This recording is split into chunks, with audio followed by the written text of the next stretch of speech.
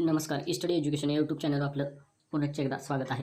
तर बघा, TET परीक्षा अवघ्या 8 दिवसांवर येऊन ठेपलेली आहे. तर बघा, TET परीक्षा पहिल्या प्रयत्नात उत्तीर्ण कशी व्हावी याविषयीची काही माहिती किंवा ट्रिक आपण या व्हिडिओच्या माध्यमातून पाहणार आहोत. तर बघा, राहिलेल्या 8 दिवसात आपण नेमकं काय करायचं म्हणजे आपण ही परीक्षा अगदी सहजरित्या 90+ मार्क घेऊन पास होऊ शकतो. तर बघा, सगळ्यात पहिल्यांदा महत्त्वाचं आहे ते म्हणजे आता उरलेला जो 8 दिवसांचा कालावधी आहे, या 8 दिवसांच्या कालावधीमध्ये मागील वर्षाच्या प्रश्नपत्रिका आहेत त्या किमान 5 ते 6 वर्षाच्या प्रश्नपत्रिका घेऊन त्या आपण सोडवणार आहे. यामधून काय होईल, आपल्याला प्रश्नपत्रिकांचं नेमकं आकलन होईल. प्रश्न नेमके कसे येतात, टॉपिक वाईज कोणत्या प्रश्नांना महत्त्व दिलं जातं आणि त्या आधारे आपण प्रत्यक्ष परीक्षेला सामोरं कसं जायचं याची एक आपल्याला निश्चित येते आणि पेपरचं नेमकं स्वरूप लक्षात येतं आणि त्या आधारे आपण प्रत्यक्ष पेपरला व्यवस्थितरित्या सामोरं जाऊ शकतो.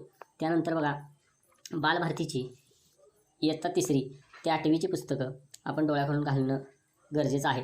कारण परिसर अभ्यास हा एक विषय आपल्याला पेपर 1 व पेपर 2मध्ये जर आपण समाजशास्त्र हा विषय निवडला असेल तर परिसर अभ्यास हा पेपर 1साठी 30 गुणांसाठी आहे आणि आपण जर पेपर 2ला सामाजिकशास्त्र हा विषय निवडला असाल तर 60 गुणांसाठी आहे. मग अशावेळी इयत्ता 3री ते 8वीची पुस्तकं अभ्यासणं हे आपल्या दृष्टीनं अतिशय महत्त्वाचं आहे.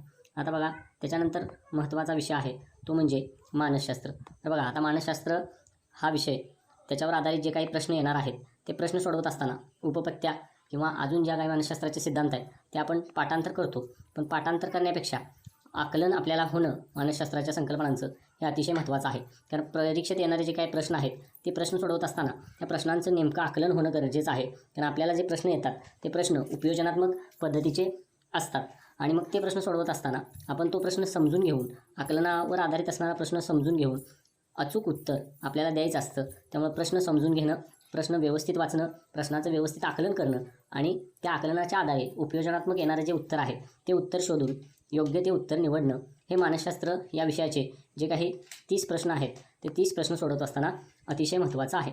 त्याचबरोबर बघा, पुढं आता हे सगळं करत असताना पेपर सोडवला, अभ्यास केला, सर्व काही झालं, पण वेळेचं व्यवस्थापन ही अतिशय महत्त्वाची गोष्ट TETचा पेपर सोडवत असताना आहे.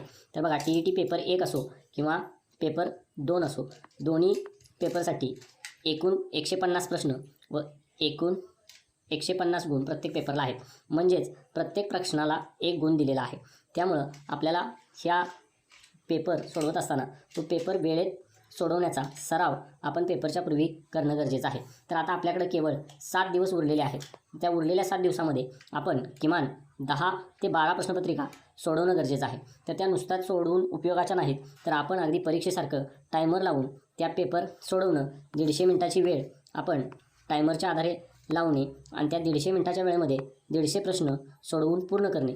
आपण पेपर सोडवत असताना लक्षात ठेवायचं की आपले परीक्षेच्या वेळी दोन्ही पेपरमधले सर्वच्या सर्व 150 प्रश्न हे सोडवून व्हायला हवेत.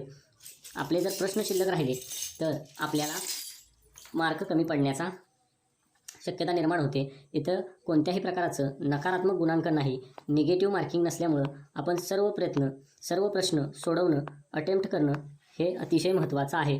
नकारात्मक गुण नसल्यामुळं तुमचा एखादा प्रश्न चुकला तरी तुमच्या मार्कांवर त्याचा परिणाम होणार नाही. त्यामुळं वेळेचे व्यवस्थापन ही TETच्या पेपरमधली अतिशय महत्त्वाची गोष्ट आहे. अशा पद्धतीनं आपण वर सांगितल्याप्रमाणे सगळ्यात महत्त्वाचं म्हणजे मागील वर्षाच्या प्रश्नपत्रिकांचं व्यवस्थित आकलन करणं, त्याचबरोबर परिसर अभ्यासाच्या दृष्टीनं बालभारतीची पुस्तकं अभ्यासणं, मानसशास्त्र विषयाच्या दृष्टीनं आकलन होणं प्रत्येक प्रश्नाचं आणि त्या आधारे उत्तर देणं गरजेचं आहे. आणि सगळ्यात महत्त्वाचं म्हणजे शेवटी वेळेचे योग्य व्यवस्थापन. अशा पद्धतीनं आपण जर पेपर सोडवला तर नक्कीच आपण पहिल्या प्रयत्नात TET परीक्षा उत्तीर्ण होऊ. तुम्हा सगळ्यांना TET परीक्षेसाठी खूप खूप शुभेच्छा.